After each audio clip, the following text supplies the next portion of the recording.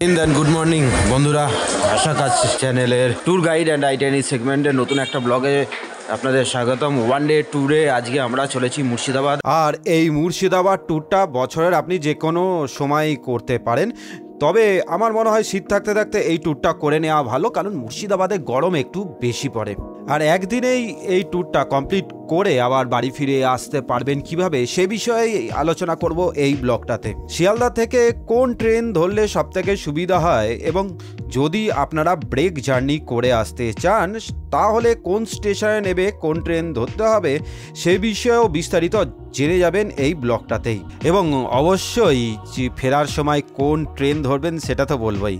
আর আমি যে এখানে ট্যুর আইটিনারি এবং টাইমটা দিয়ে দেবো, সেটা যদি আপনারা ফলো করেন তাহলে ট্যুরটা খুব সুন্দরভাবে একদিনে কমপ্লিট করে বাড়ি ফিরে আসতে পারবেন।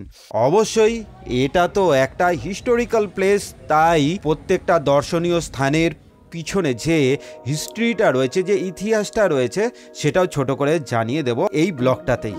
আর সর্বোপরি কিভাবে ঘুরবেন, কত ভাড়া পড়বে, কোথায় এন্ট্রি ফি, কত টাকা লাগবে, মানে টিকিট কত টাকা লাগবে, তার সমস্ত ইনফরমেশনও পেয়ে যাবেন এই ব্লগটাতে।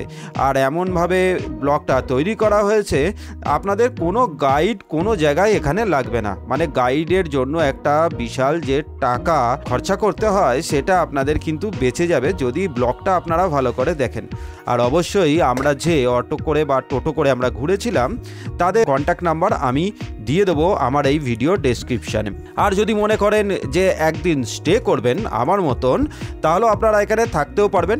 বেস্ট ফ্যামিলি একটা হোটেলের কন্ট্যাক্ট নাম্বার বা বুকিং নাম্বার আমি দিয়ে দেবো। আমরা এখানে একদিন স্টে করছি, তার কারণ আমরা পরের দিন অরিজিৎ সিংয়ের বাড়ি জিয়াগঞ্জ ঘুরে আমরা যাব আজিমগঞ্জ বাড়িকুঠি বা আজিমগঞ্জ ঘুরতে।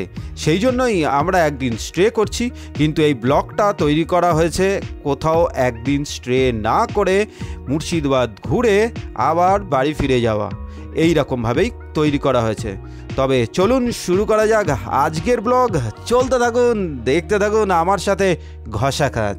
প্রথমে বলি কিভাবে আমরা এখানে আসব।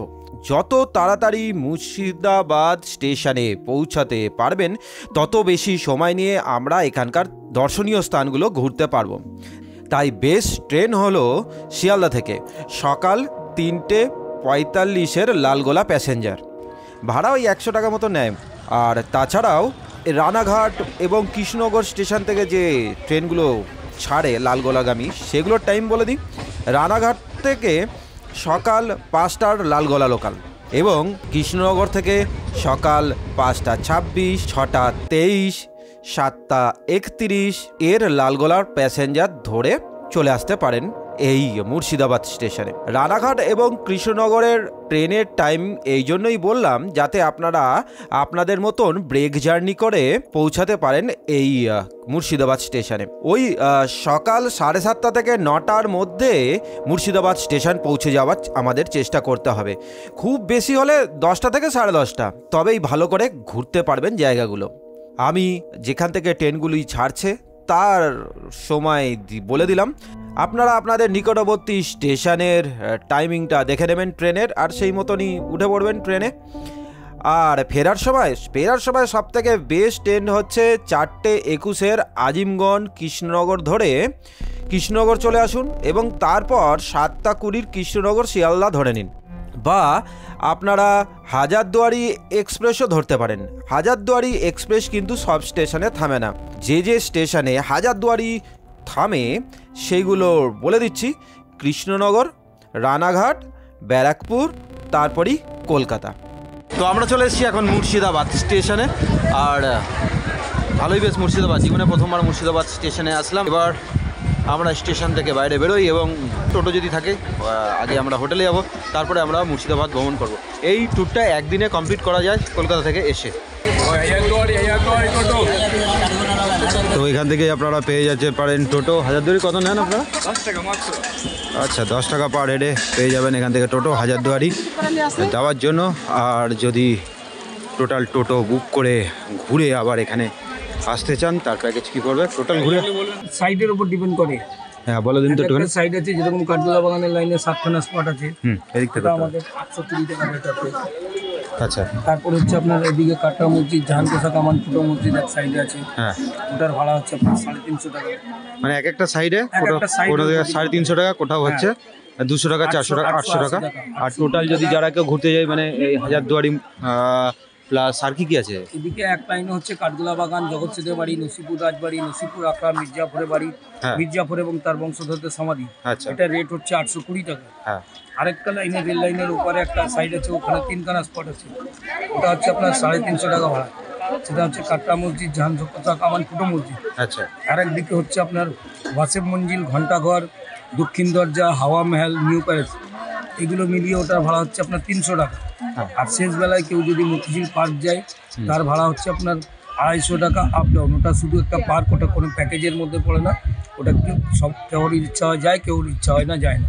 তো এগুলো টোটাল একদিনে কমপ্লিট করতে পারে? টোটাল একদিনে কমপ্লিট করা যাবে। দাদা আপনার নাম আর ফোন নাম্বারটা বলুন। আমার নাম শামসের আলী, আমার মোবাইল নাম্বার হচ্ছে 9064461560।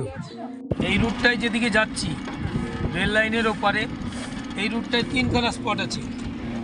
প্রথমে যাচ্ছি আমরা ফুটো মসজিদ, এইখানে নামিয়ে দেবে টোটো, আর এইখান থেকে হেঁটে যেতে হবে এরকমই একটা গ্রাম্য পরিবেশের মধ্যে দিয়ে যেরকম যাচ্ছি আমরা। আর একটুখানি যাওয়ার পরেই ডান দিকে হচ্ছে সেই ফুটা মসজিদ,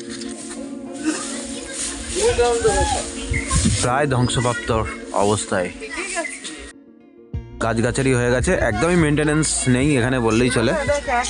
আর এটাই এখানে বলে যে জিনেরা এক রাতের মধ্যে এই মসজিদটা বানিয়েছিল, কিন্তু কমপ্লিট করতে পারেনি। কিন্তু এটা একদম মিথ, এটা একদম মিথ্যে কথা। অরিজিনাল গল্পটা শুনুন এবারে। মুর্শিদাবাদের থার্ড নবাব সুজাউদ্দিন খাঁয়ের আমলে এই মসজিদ তৈরি হওয়া শুরু হয়। কোনো এক যুদ্ধে জেতার পর তিনি এই মসজিদের কাজে হাত দেন, তাই এই মসজিদের নাম দেওয়া হয় ফতেহ মসজিদ। কিন্তু তার রাজত্বকালের মধ্যে মসজিদটা কমপ্লিট করা হয়নি।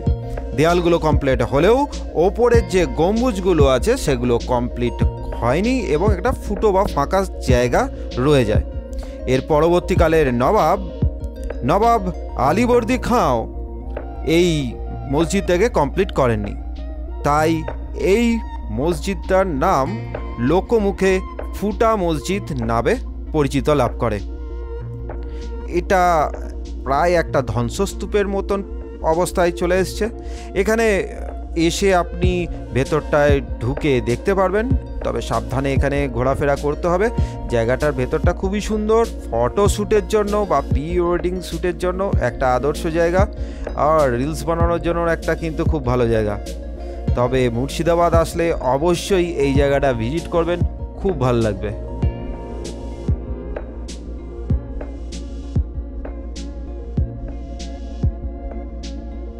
এরপর যাব আমরা কাটরা মসজিদ।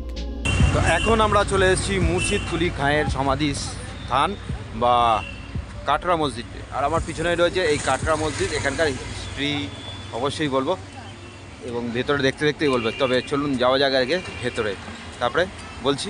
হিস্ট্রিক্যাল প্লেসে বারবার বলছি, হিস্ট্রি না জেনে ঘুরে তেমন মজা পাওয়া যায় না, তাই হিস্ট্রিটা শুনতে হবে, মন দিয়ে দেখবেন ব্লগটা। এই কাটরা শব্দের অর্থ হলো বাজার। নবাবী আমলে এখানে সবজির বাজার বসতো, তাই জায়গাটার নাম এখনও সবজি কাটরা। আর এই বাজারের মধ্যে মসজিদটা অবস্থিত বলে এই মসজিদটার নাম কাটরা মসজিদ। এই মসজিদ তৈরি করেন প্রথম নবাব মুর্শিদ কুলি খাঁ, যার নাম অনুসারে এই মুর্শিদাবাদের নামকরণ হয়েছে। এনার সমাধিও রয়েছে এই মসজিদের পিছনে ঠিক সিঁড়ির নিচে, ঠিক এই জায়গাটায়। আর সিঁড়ির তলায় এই সমাধি করার কারণ, যতজন লোক ওপর দিয়ে উঠে হাঁটাচলা করবে তার জ্ঞানে অজ্ঞানে করা পাপ ক্ষয়প্রাপ্তি হবে, এটাই মান্য এখানকার। এই মসজিদের দালানটা দেখুন কত বড়। এই দালানে একসাথে ঈদের সময় বা বকরিদের সময় একসাথে 2000 জন নামাজ পড়তে পারতেন এখানে।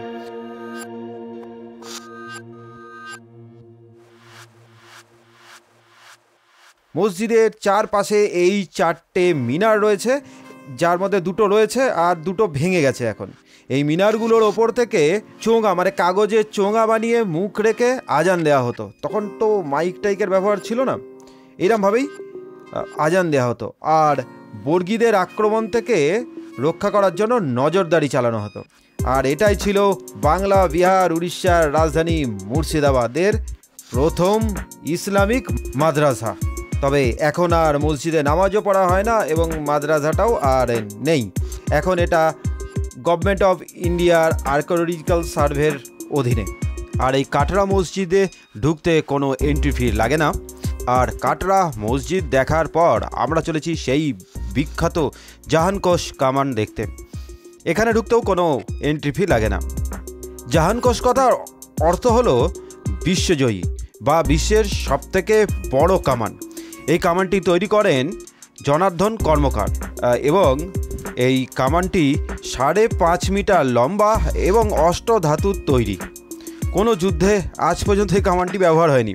এই জাহানকোষ কামানটির মতো আর একটা কামানও আছে, তার নাম হলো দলবদন কামান। আর এই কামানটি আপনারা দেখতে পাবেন বাঁকুড়া বিষ্ণুপুরে। তো কামান দেখা হয়ে গেছে। আপাতত আমাদের এই পারে 3টি ট্যুরিস্ট স্পট দেখা হয়ে গেছে এবং কোনো ট্যুরিস্ট স্পটেই কোনো এন্ট্রি ফি ছিল না। এখন আমরা যাচ্ছি দেখতে হাজারদুয়ারি। আর এই হাজারদুয়ারির ভেতরে প্রবেশ করার জন্য টিকিট লাগবে। আর টিকিট আপনারা এখান থেকে স্ক্যান করেও কাটতে পারবেন, কিন্তু দুঃখের ব্যাপার হলো এখানে একটা স্ক্যানারও কাজ করছে না। আর এটা হচ্ছে টিকিট ঘর।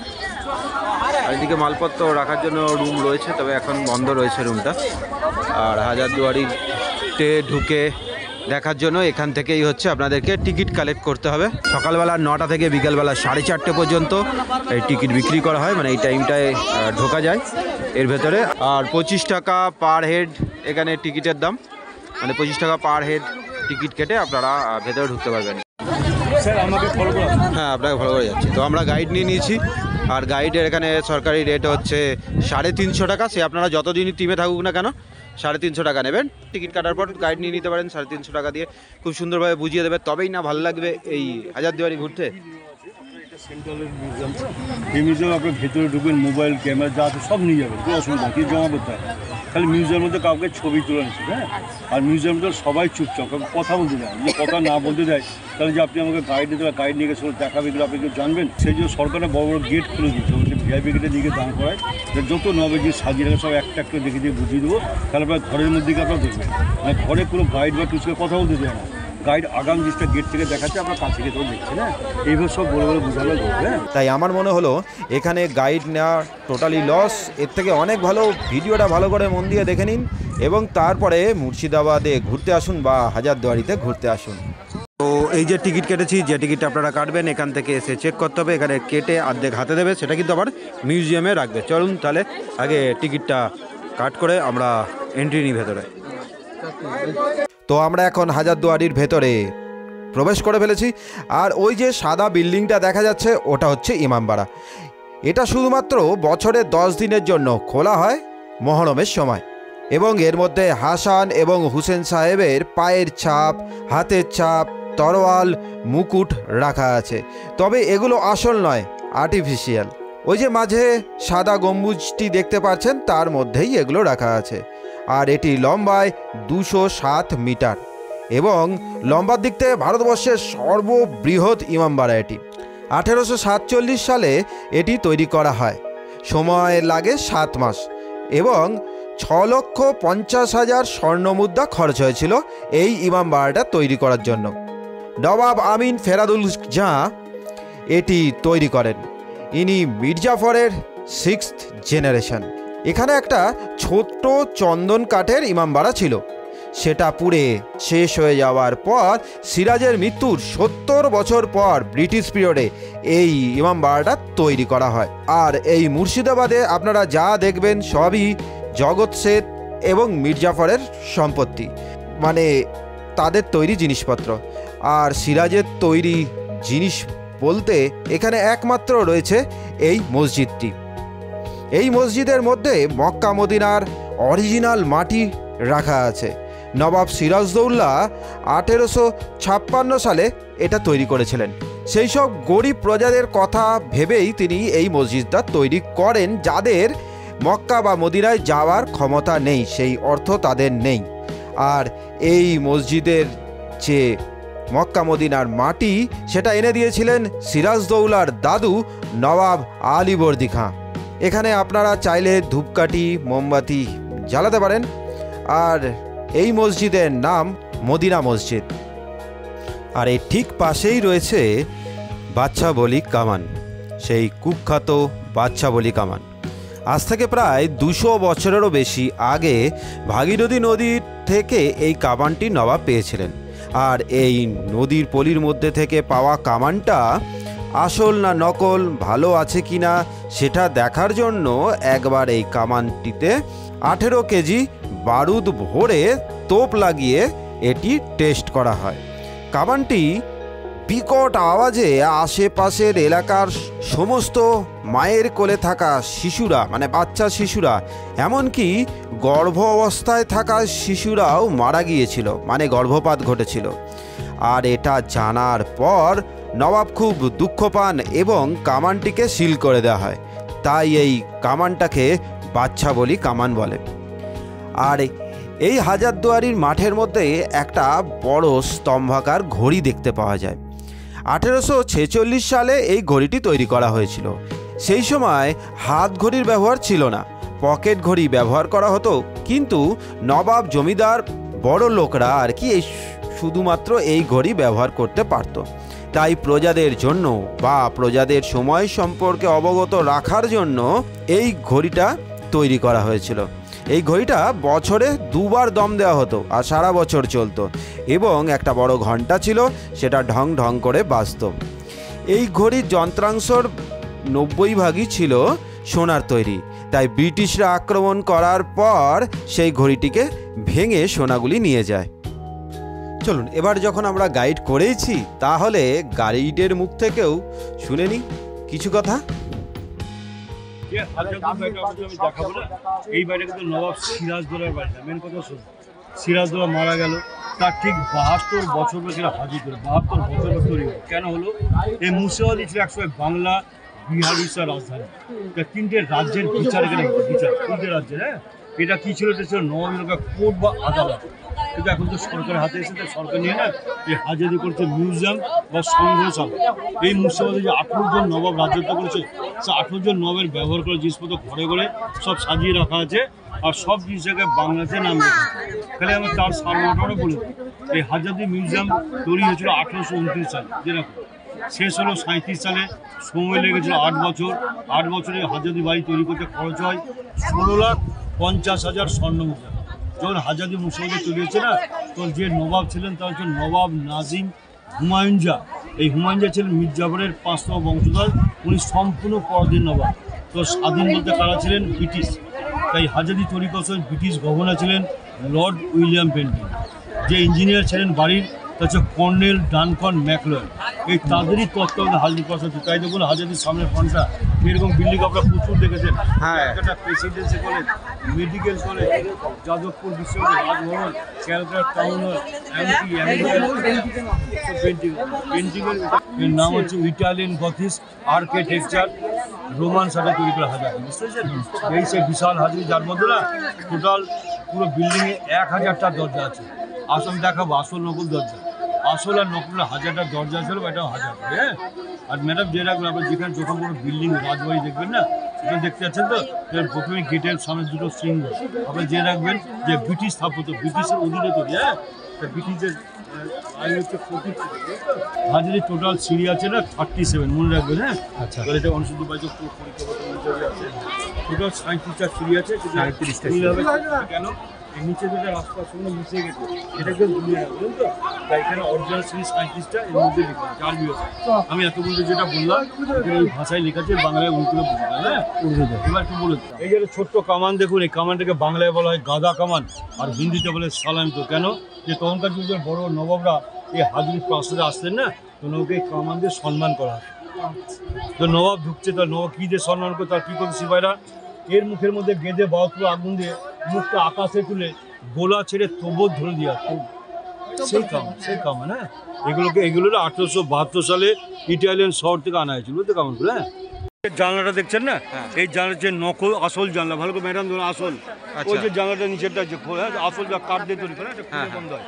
আর এই পাশেরটা ভালো করে দেখুন, এই যে নকল জানলা ভালো করে দেখুন। আচ্ছা, এটা টাকার একটা পাইপ গাছ আছে দেখুন দেয়ালের মধ্যে, দেয়ালের মধ্যে পেন্টিং চুন সুজি বালি দিয়ে তৈরি করা।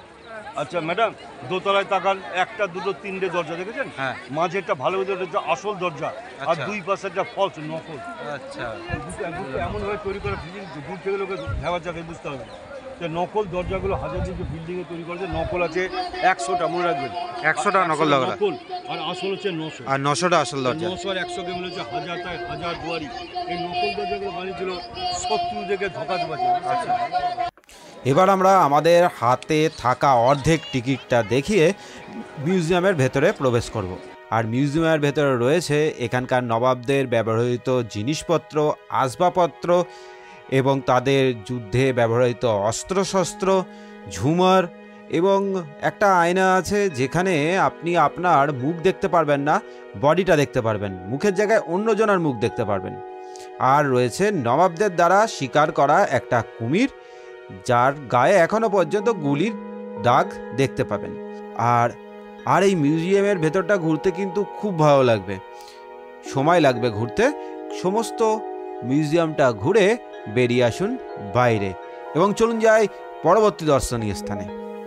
আমরা এখন চলে এসেছি কলিজা খাকি সমাধিস্থলে। এই আজিমুন্নেসা বেগম ছিলেন প্রথম নবাব মুর্শিদ কুলি খানের একমাত্র কন্যা এবং মুর্শিদাবাদের দ্বিতীয় নবাব সুজাউদ্দিনের স্ত্রী। এটি বেগম দ্বারা নির্মিত হয়েছিল। এই বেগমের একটি রোগ হয় এবং চিকিৎসক তাকে রোগ থেকে মুক্তি পাওয়ার জন্য মানুষের কলিজা খাওয়ার উপদেশ দেন এবং তিনি সেটা শুরু করেন এবং দীর্ঘদিনের অভ্যাসে পরিণত হয়ে যায় এই কলিজা খাওয়া। দীর্ঘদিনের অত্যাচার সহ্য করার পর যখন প্রজারা নবাবকে জ্বালাতে বাধ্য হয় এবং নবাব যখন জানতে পারেন, তখন নবাব আমিনা মুন্নেসা বিবিকে মৃত্যুদণ্ড দেন এবং এই মসজিদের সিঁড়ির নিচেই জীবিত সমাধিস্থ করেন। এটা হচ্ছে ওনার সমাধিস্থল। তবে মসজিদটা এখন প্রায় ধ্বংসপ্রাপ্ত। চলুন এবারে যাওয়া যাক পরবর্তী দর্শনীয় স্থানে। এবারে যাচ্ছি আমরা নবাব মির্জাপুর এবং তার পরিবারদের পারিবারিক ঐতিহাসিক 1100 কবরস্থান। তখনকার 1100 এখন বর্তমানে অনেক হয়ে গেছে।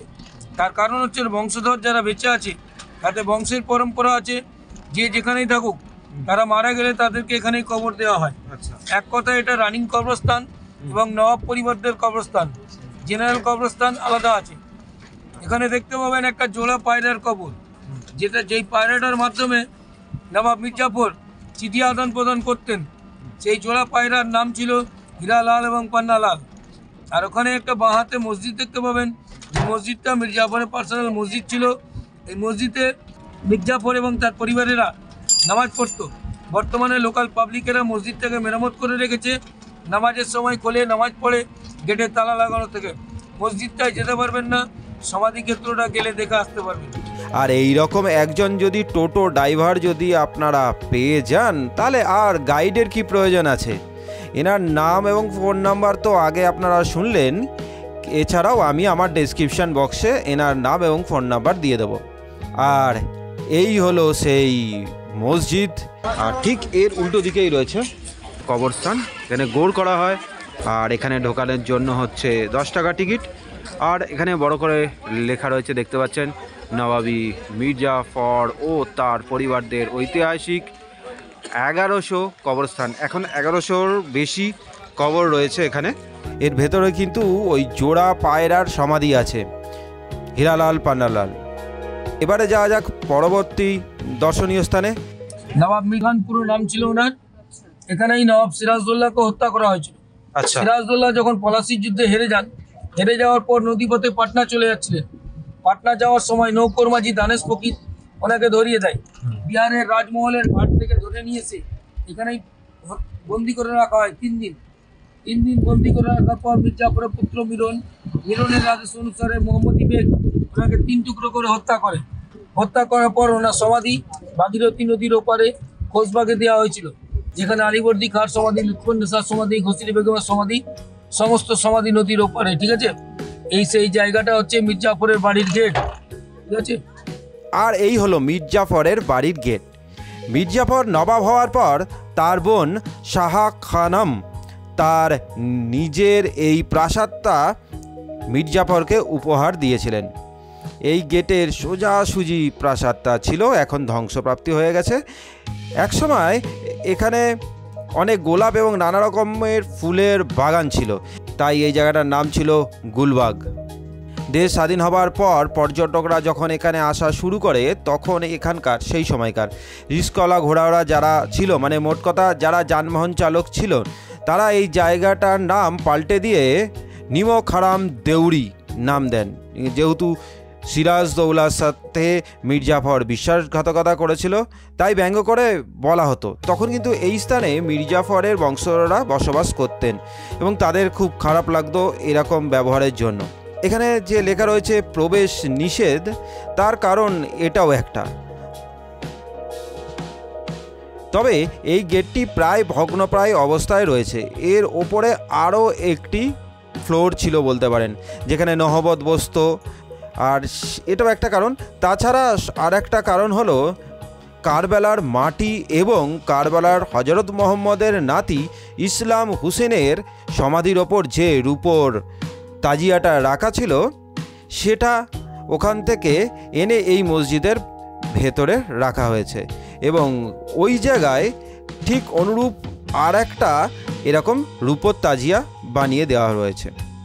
আর মির্জাফর এটা নিয়ে এসেছিলেন এখানে, আর যেহেতু তাজিয়াটা রয়েছে তার জন্যও প্রবেশ নিষেধ। আর সামনে দেখে নিন মসজিদটা খুব সুন্দর, এখানে একটা ইমামবাড়াও রয়েছে। আর এই ভেতরেই এই আমবাগানের সাইড দিয়ে যে বিল্ডিংগুলো ভেঙে গেছে ওখানেই সিরাজকে মারা হয়েছিল। আচ্ছা, এবারে যাচ্ছি আমরা কাঠগোলা বাগান। এই কাঠগোলা বাগান হচ্ছে টোটাল 260 বিঘা এরিয়া। এই 260 বিঘা জায়গাটা 4 জন জৈন ভাই নবাবের কাছে নিয়েছিল কাঠের ব্যবসা করার জন্য। কাঠের ব্যবসা করতো, তার সঙ্গে সুগন্ধি ফুলের চাষ করতো, তার মধ্যে বেশিরভাগ গোলাপ ফুলের চাষ, নবাবকে সন্তুষ্ট করার জন্য। সেই জন্য জায়গাটার নাম রেখেছিল কাঠগোলাপের বাগান, শর্টে বলে কাঠগোলা বাগান। তো আমরা এখন চলে এসেছি কাঠগোলা বাগানের গেটে। এটা হচ্ছে মেন গেট, ওপরে হচ্ছে নহবত, আর এখন রিপেয়ারিংয়ের কাজ চলছে। এখানে নহবত বসতো এবং বিশিষ্টজন আসলে ওপর থেকে সানাই বাজতো, ফুল টুল ফেলতো। চলুন এবার তাড়াতাড়ি যাওয়া যাক ভেতরে। আর কাঠগোলা বাগানে কী কী জায়গা দেখবো আমরা এটা দেখে নিন এক নজরে, চাইলে পোস্ট করে দেখতে পারেন। আমি এবার একটু করে তাড়াতাড়ি বলবো, ভিডিওর লেন্থ বড় হয়ে যাচ্ছে না হলে। আর এখান থেকে আপনাদের টিকিট কাটতে হবে, টিকিট নেবে 30 টাকা পার হেড। আর ঢুকেই তো দুটো সিংহ দরজা রয়েছে। আর এই হলো সেই সুড়ঙ্গ, এখান থেকেই জগৎ শেঠের বাড়ি পর্যন্ত এখানকার মহিলারা যাতায়াত করত। এখন এটা জল দিয়ে বন্ধ করা আছে। তাছাড়াও বর্গীদের আক্রমণ থেকে বাঁচার জন্য এই সুড়ঙ্গ ব্যবহার করা হতো। আর তার উল্টো দিকেই সিংহ দরজার মধ্যে দিয়ে ঢুকেই মা শেরাবালিকে প্রণাম করেই বাদিকে ঘুরলেই দেখতে পাবেন সেই সুন্দর চিড়িয়াখানাটা। অসাধারণ সুন্দরভাবে সাজানো গোছানো। যেহেতু এটা জৈন ফ্যামিলির দ্বারা তৈরি হয়েছে তাই এখানে কোনো হিংস্র জীবজন্তু নেই। এখানে আপনারা দেখতে পাবেন অনেক অ্যাকোরিয়াম, তাতে প্রচুর ধরনের মাছ রাখা আছে এবং পাখি, নানা ধরনের পাখিকে এখানে রাখা আছে। আপনারা এখানে ঘুরে দেখতে পারবেন, জায়গাটা ভালো লাগবে। আর এর ঠিক পিছনেই একটা সুন্দর পার্ক আছে, সেখানেও ঘুরতে পারেন। এরপর আমরা চলেছি কাঠগোলা প্যালেস দেখতে। আর কাঠগোলা প্যালেসের সামনেই একটা বড় পুকুর আছে এবং পুকুরের ওই পারে দেখতেই পাচ্ছেন একটা স্টেজ মোচন করা আছে। এই নাচমহলেই হীরাবাই নৃত্য প্রদর্শন করত এবং তখন তিনি 5000 স্বর্ণ মুদ্রা নিতেন। আর এইবারে ভেতরে ঢুকে দেখে নিতে পারেন মিউজিয়ামের ভেতরে ছবি তোলা নিষেধ। আর সামনে একটুখানি এগিয়েই হচ্ছে পরেশনাথের জৈন মন্দির। মন্দিরটা খুব সুন্দর। আর রয়েছে যারা এখানে থাকতেন তাদের কিছু স্ট্যাচু। কাঠগোলা বাগান ঘোরার পর আমরা চলে এসেছি নসিপুর রাজবাড়ি বা দেবী সিংয়ের বাড়ি। তো এখানে লাগবে 20 টাকা টিকিট, আর আমাদের টিকিট কাটা হয়ে গেছে। ব্রিটিশ আমলে ইনি ট্যাক্স কালেক্টর ছিলেন, খাজনা আদায়ের জন্য তিনি প্রজাদের ওপর প্রচণ্ড অত্যাচার করতেন, এমনকি ধরে এনে ফাঁসিও দিতেন। এখানে সেই ফাঁসির মঞ্চটিও রয়েছে। এইখানে একটা কুয়ো টাইপের ছিল, যার মধ্যে এই বডিগুলোকে ফেলা হতো এবং গঙ্গায় গিয়ে পড়তো। পরবর্তীকালে একটা অ্যাক্সিডেন্ট ঘটে, তার জন্য এটাকে বন্ধ করে দেওয়া হয়েছে। আর রয়েছে এখানে 25 চূড়ার কালীবাড়ি, ডাকাত কালীবাড়ি নামে এটা প্রসিদ্ধ। এছাড়াও এখানে হনুমানজির মন্দির, লক্ষ্মী মন্দির, এরকম অনেক দেবদেবীর মূর্তি রয়েছে বা মন্দির রয়েছে। রয়েছে এখানে একটা নাচমহল, আরও অনেক কিছু। জায়গাটা ঘুরে দেখতে বেশ ভালো লাগবে। আর একটা রয়েছে মিউজিয়াম, যার মধ্যে পেয়ে যাবেন মোগল আমলের ভাস্কর্য, মার্বেলের জাফরি কাজ, তৈলচিত্র, সোনা এবং রূপোর কাজ করা শাড়ি এবং সেই বিখ্যাত হীরাবাইয়ের ছবিও এখানে দেখতে পাবেন। এখন চলেছি আমরা মহন্ত আখড়া দেখতে। সন্ধে হয়ে গেছে, কারণ আমরা দুপুর 2টো নাগাদ প্রথম দিনের ট্যুর প্ল্যানটা শুরু করেছিলাম। আর আমরা মুর্শিদাবাদে যেহেতু একদিন স্টে করছি, তাই আমাদের বাড়ি ফেরার কোনো তাড়া নেই। কিন্তু আপনারা একদিনে যদি এই ট্যুরটাকে কমপ্লিট করতে চান, তাহলে আমি এই ভিডিওতে প্রথমেই যে টাইমে ট্যুরটা শুরু করতে বললাম সেইভাবেই কিন্তু শুরু করবেন, না হলে একদিনে কমপ্লিট করতে পারবেন না। এই হলো মহন্ত ভগবান দাসের আখড়া বা নসিপুর আখড়া। এখানে 30 টাকা পার হেড টিকিট কেটে ভেতরে ঢুকতে হবে।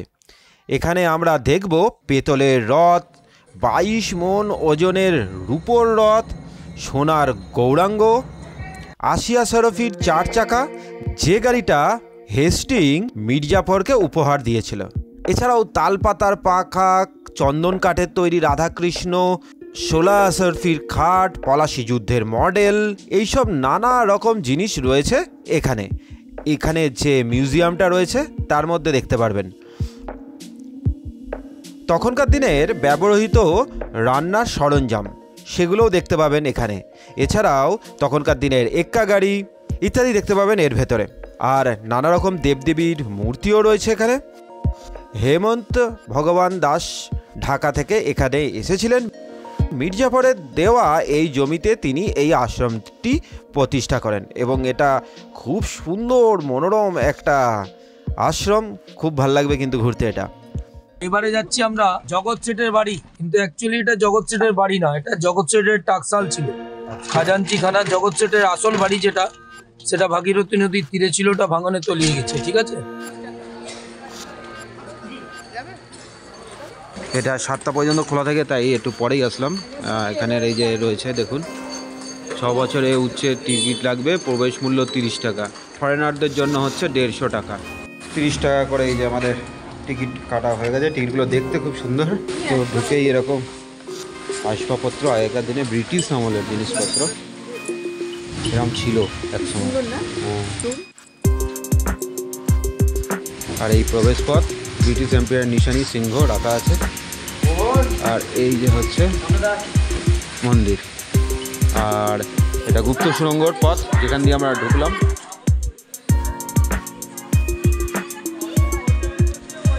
এই পথ দিয়ে, আর এখান দিয়েই যে আমরা ওখানে দেখেছিলাম যে জলপথ, জল দিয়ে যে সুড়ঙ্গটা বন্ধ করা হয়েছে, সেই সুড়ঙ্গটা এখানে এসে উঠছে অ্যাকচুয়ালি। তা এখানকার 20 ফুট নিচে এই মিউজিয়ামটা তৈরি করা হয়েছে। আর এটা টোটাল মিউজিয়াম। আর মিউজিয়ামের সামনে খুব সুন্দর একটা পুষ্করিণী রয়েছে। আর এই যে এই বাড়িটা যেটা দিয়ে আমরা ঘুরলাম, এটাই একটা দেখে মনে হচ্ছে একতলা বাড়ি, কিন্তু এটা আসলে দোতলা বাড়ি, মানে কিছুই না, আন্ডারগ্রাউন্ডে একটা জায়গা রয়েছে।